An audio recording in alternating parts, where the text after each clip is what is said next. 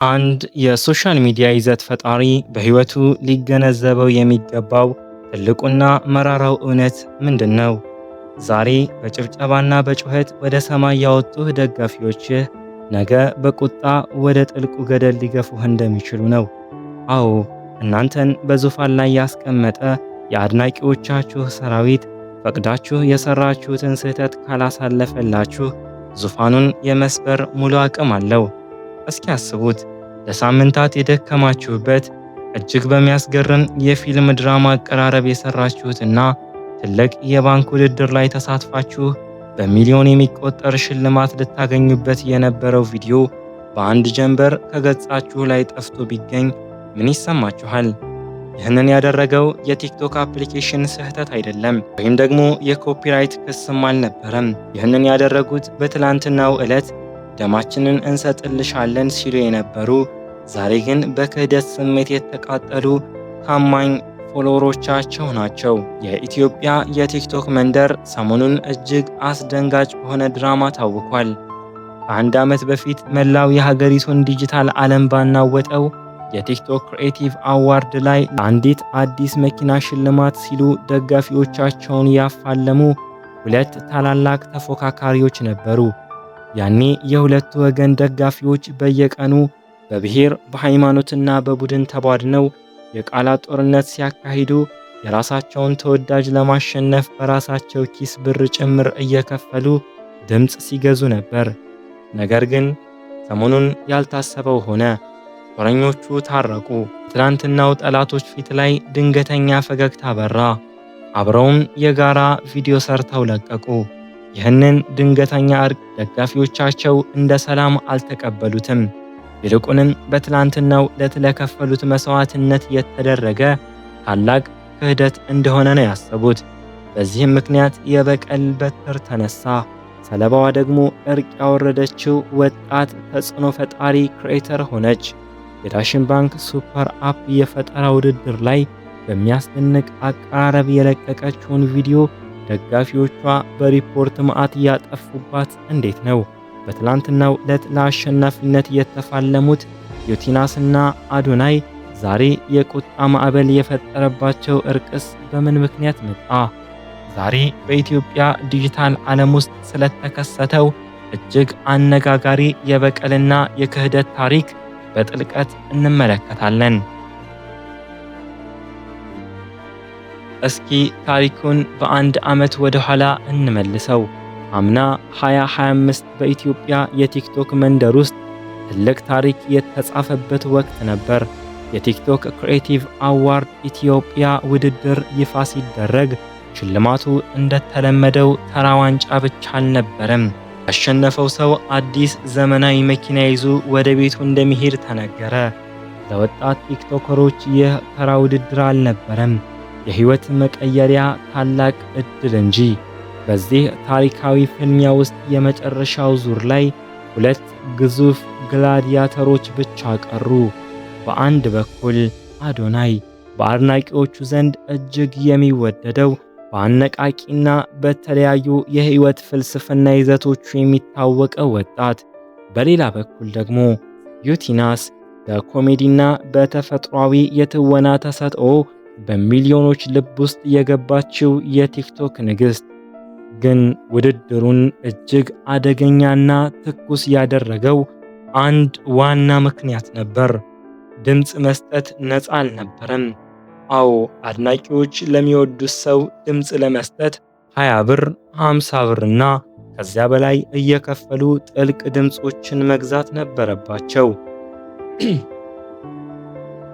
እናንተ እስኪ አስቡት፣ በኢኮኖሚ ፈተና ውስጥ ያለ አንድ ወጣት የዕለት ጉርሱን ቀንሶ ለቲክቶከር ድምፅ ለመግዛት ኪሱን ሲያራቁት፣ ያ ድጋፍ ተራ አድናቆት መሆኑ ያበቃል።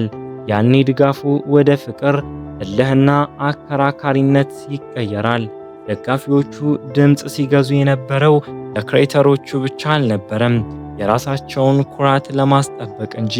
መጀመሪያ ላይ አዶናይ በከፍተኛ ድምፅ ልዩነት መሪነቱን ይዞ ነበር። ከ150 ሺህ በላይ ድምፆችን ሰብስቦ መኪናዋን በእጁ ያስገባት ይመስል ነበር። ዩቲናስ ግን በ80,000 ድምፅ አካባቢ ወደ ኋላ ቀርታ ነበር። በመሃል ግን ያልታሰበ ድራማ ተከሰተ። ዩቲናስ በሀገሪቱ ትልቁ የምሽት ፕሮግራም በሆነው ሰይፉ በኢቢኤስ ላይ ቀረበች። ከዝግጅቱ በኋላ የነበረው የድምፅ ማዕበል ግን አስገራሚ ነበር። በአጭር ጊዜ ውስጥ በሁለቱ መሃል የነበረው የድምፅ ልዩነት ወደ 15,000 ብቻ ጠበበ። የአዶናይ ደጋፊዎች ይህንን እንደ ፍትሐዊ ውድድር አላዩትም። ይህ አድሏዊነት ነው፣ ለአንደኛው ወገን የተደረገ ትልቅ ድጋፍ ነው በማለት ማህበራዊ ሚዲያውን በጩኸት አናወጡት። ውድድሩ ከጥበብ ውድድርነት ወጥቶ የቡድን የክልልና የማንነት ፍልሚያ መስመር መያዝ ጀመረ። በዩቲና በአዶናይ ደጋፊዎች መካከል የተካሄደው የቃላት ጦርነት በኢትዮጵያ ታሪክ ታይቶ የማይታወቅ እልህ አስጨራሽ ነበር። በመጨረሻም ህዳር 29 ቀን 2025 አዲስ አበባ ስካይላይት ኢንተርናሽናል ኮንቬንሽን ሴንተር ያ የታላቁ ፍልሚያ ማጠቃለያ ምሽት ደረሰ። ውጥረቱ ጣራ ነክቶ ነበር። በወቅቱ አዶናይ መድረኩን ሙሉ በሙሉ ተቆጣጥሮት የዓመቱ ምርጥ ቲክቶከር ኦፍ ዘ ይር በመሆን ያችን አዲስ የመኪና ቁልፍ ተረከበ። ዩቲናስን በበኩሏ የክብር ላይፍ ታይም አዋርድ እና የሌሎች ምድቦች አሸናፊ ሆና በክብር ወጣች። ነገር ግን ምንም እንኳን አዶናይ መኪናዋን ቢበላትም በሁለቱ ደጋፊዎች ልብ ውስጥ የነበረው ቁስልና እልህ አልዳነም ነበር። ያ እልህና መስዋዕትነት ነው ዛሬ ላይ ለተከሰተው እጅግ አስገራሚ የበቀል ታሪክ መነሻ የሆነው። እናም ጊዜው ነጎደ። ከታላቁ የቲክቶክ ሽልማት ጦርነት ከወራት በኋላ በቅርቡ በሰኔ ወር ያልተጠበቀው ነገር ተከሰተ። ዩቲናስና አዶናይ በድንገት በአንድ ቪዲዮ ላይ አብረው ብቅ አሉ።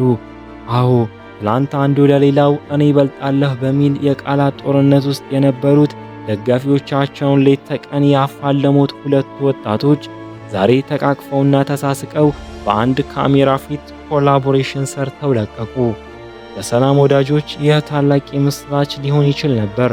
ለደጋፊዎቻቸው ግን ይህ ታላቅ የክህደት በትር ሆነ።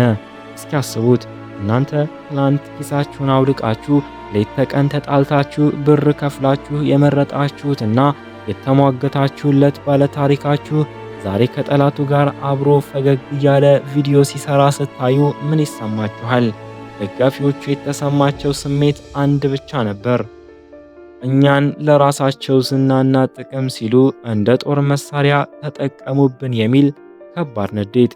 ይህ ቁጣ ደግሞ ዝም ብሎ በማህበራዊ ሚዲያ አስተያየት ወይም ደግሞ ኮሜንት ላይ ብቻ አልቀረም። ደጋፊዎቹ የበቀል እርምጃ ለመውሰድ ትክክለኛውን ጊዜና ቦታ ይጠባበቁ ነበር። ብዙም ሳይቆይ ያ ምቹ ጊዜ መጣ።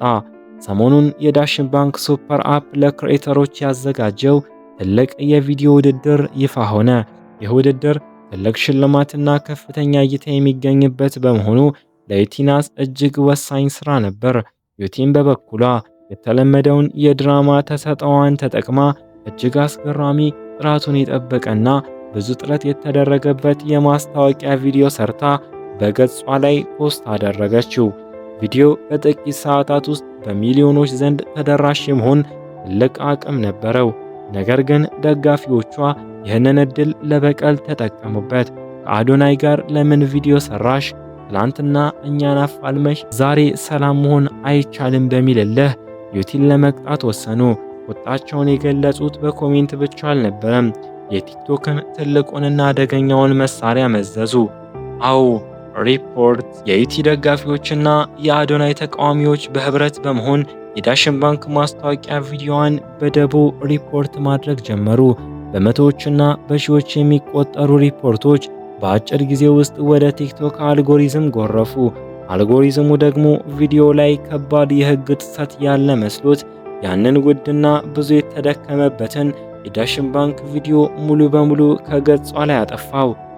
የእልህና የበቀል ውጤት። ዩቲ ታላቅ የቢዝነስና የውድድር ዕድሏን በአድናቂዎቿ እጅ እንድታጣ አደረጓት። የዛሬው የዩቲናስና የአዶናይ ታሪክ ለእኛ ለማህበራዊ ሚዲያ ተከታዮችም ሆነ ለኮንተንት ክሬተሮች ትልቅ ትምህርት የሚሰጥ ነው። አንድ የይዘት ፈጣሪ ታዋቂ ለመሆን ሲል ብቻ በደጋፊዎቹ መካከል ከባድ ጥላቻን፣ እልህንና የቡድን ጦርነትን ከፈጠረ ያ የፈጠረው ጥላቻ አንድ ቀን መልሶ ራሱን ሊበላው እንደሚችል ይህ ታሪክ ትልቅ ማሳያ ነው። ደጋፊዎቻችሁ ሊያነግሷችሁ ይችላሉ፣ ነገር ግን ካስከፋችኋቸው ኪሳችሁን ባዶ አስቀርተው ከዙፋናችሁ ሊያወርዷችሁ እንደሚችሉ የዩቲ ቪዲዮ መጥፋት ትልቅ ማረጋገጫ ነው።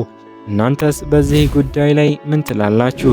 ዩቲ ከአዶናይ ጋር መስራቷ ደጋፊዎቿን ያስቆጣበት ምክንያት ትክክል ነው ወይስ ደጋፊዎች የግል ሰላማቸውን መደገፍ ነበረባቸው? የሰሯትን የማስታወቂያ ቪዲዮ ሪፖርት አድርገው ማጥፋታቸውስ ፍትሃዊ ነው ትላላችሁ? ሐሳባችሁን ኮሜንት ላይ አስቀምጡልኝ። ቪዲዮው ከተመቻችሁ ላይክ እና ሼር ማድረግ እንዲሁም ቻናላችንን ሰብስክራይብ ማድረግ እንዳትረሱ።